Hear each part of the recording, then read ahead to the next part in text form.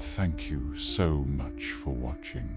Make sure to subscribe if you want to see more content like this. Now, onto the story.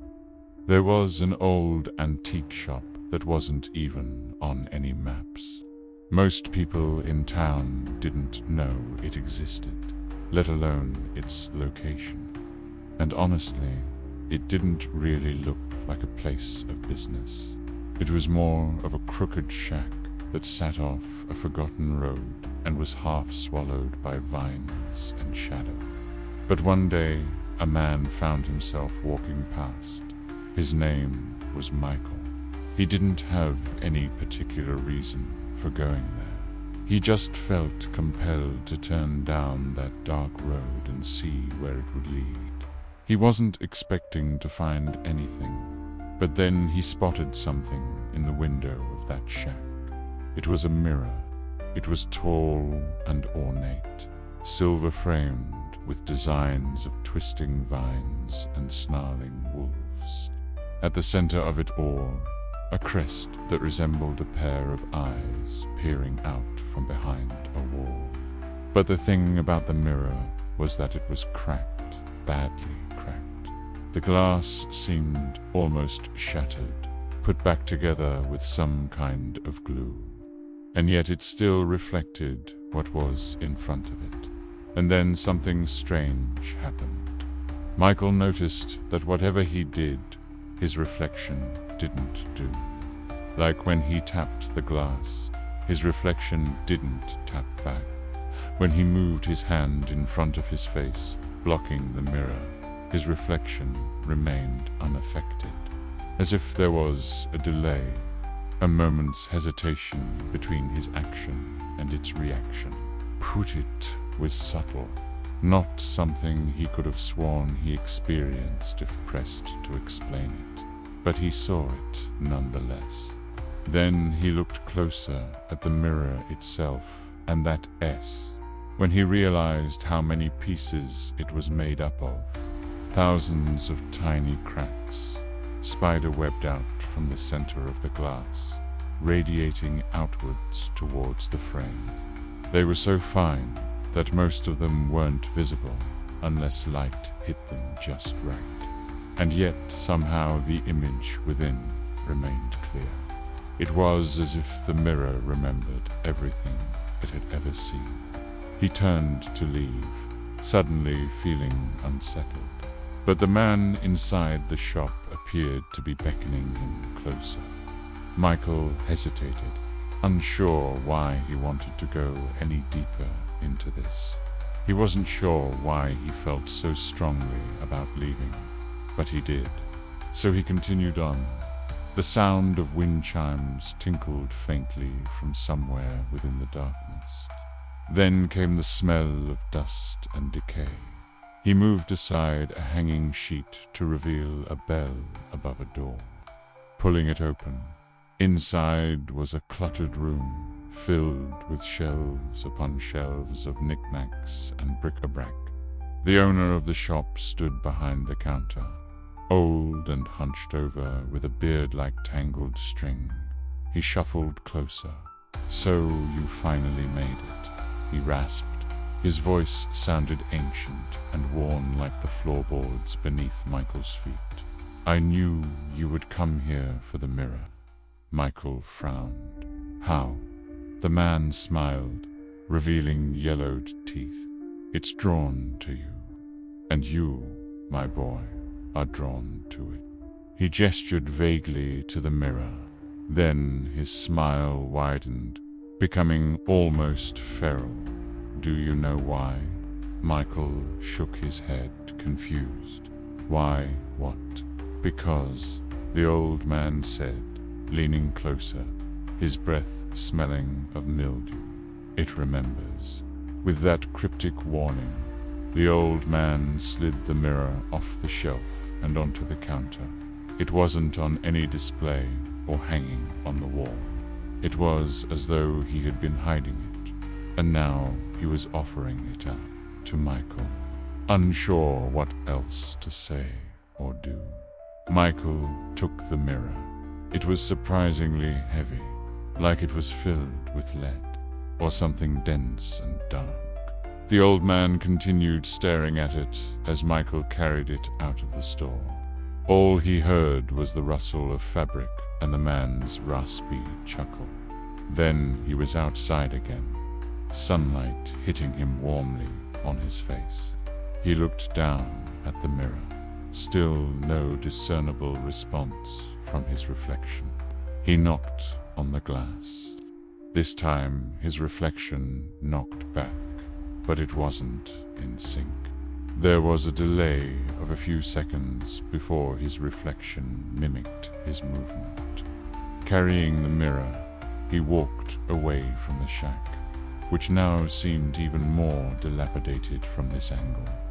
Vines had wrapped themselves around the roof and windows, the paint peeling and flaking away.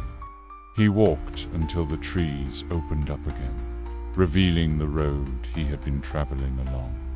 He turned left, walking away from the creepy shack and continuing on towards his own home. That night, he set the mirror up in his entryway, right across from his bedroom door. It was perfect, a tall, ornate mirror leaning against the wall. He went to bed early, not thinking much of it. Then he woke up in the middle of the night. Something was wrong. It was hard to put a finger on it, but it nagged at him. Something had changed. He felt different. Yawning, he got up to go to the bathroom. On the way back to bed, he walked past the mirror. For a moment, he paused, his reflection moving just after him. Then, flashing a smile that wasn't his. Startled, he stumbled backwards. The mirror's grin widened, relishing in his surprise. Its smile was sharp, too sharp, showing far too many teeth. And they weren't his teeth. He didn't sleep at all that night, sitting in the darkness of his room, listening to the ticking of the clock on his nightstand, watching the sliver of moon creep through the curtains. Each tick-tock echoed his racing pulse. Each sliver of moonlight glinted in his eye like a malevolent stare. As the first hint of dawn touched the sky, he leaned out of his window, breathing deeply, trying to steady himself. He told himself it was just a dream. It couldn't be real. But that morning, he didn't need a mirror to see the truth. The dark circles under his eyes were real. The fear constricting his chest was real. And that smile, that twisted, feral grin he knew he hadn't made, that was real too. He spent the day in a fog, unable to focus on his work, every little creak and groan of the old house making him jump. At night, he avoided the mirror, sleeping on the couch in the living room, farthest away from that cursed reflection. But the next night, he woke up again. Unable to sleep, he went to the kitchen for a glass of water. Walking back past the mirror, he caught his reflection in the shards of glass. It showed him digging in the woods, moonlight slicing through the trees above him. His hands were muddy, his breath ragged. He didn't recognize that man. He didn't remember doing that. The following night, it happened again. Only this time he saw himself dragging something heavy, a body, limbs limp, eyes wide, unseeing.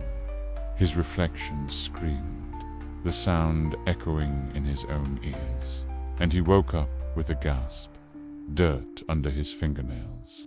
Terrified, he raced to the bathroom, splashing cold water on his face, trying to scrub the dirt from under his nails, willing himself to remember what he had done, who he had killed, why. But nothing came back to him. No memories surfaced. No faces swam into view. He tried to cover the mirror with a sheet, but it bled, black goo seeping through the fabric like ink. He pulled it away, horrified, and smashed it with a hammer, the shards scattering everywhere.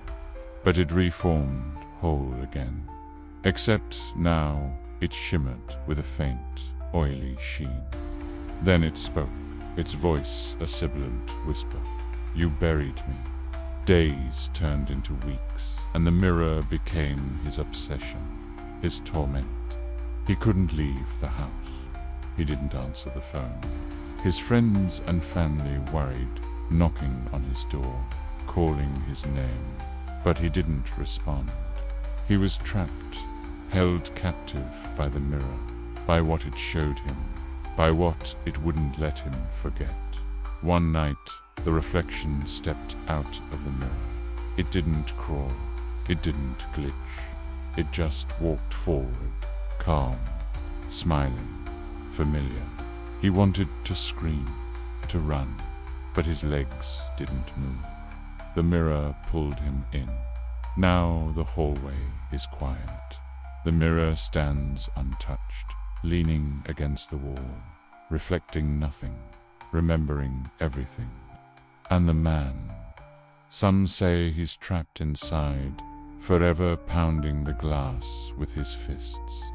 Others say he's out there now, dragging others to the antique shop, whispering promises of things long forgotten, of secrets buried deep, drawing them in with a smile just like the mirror.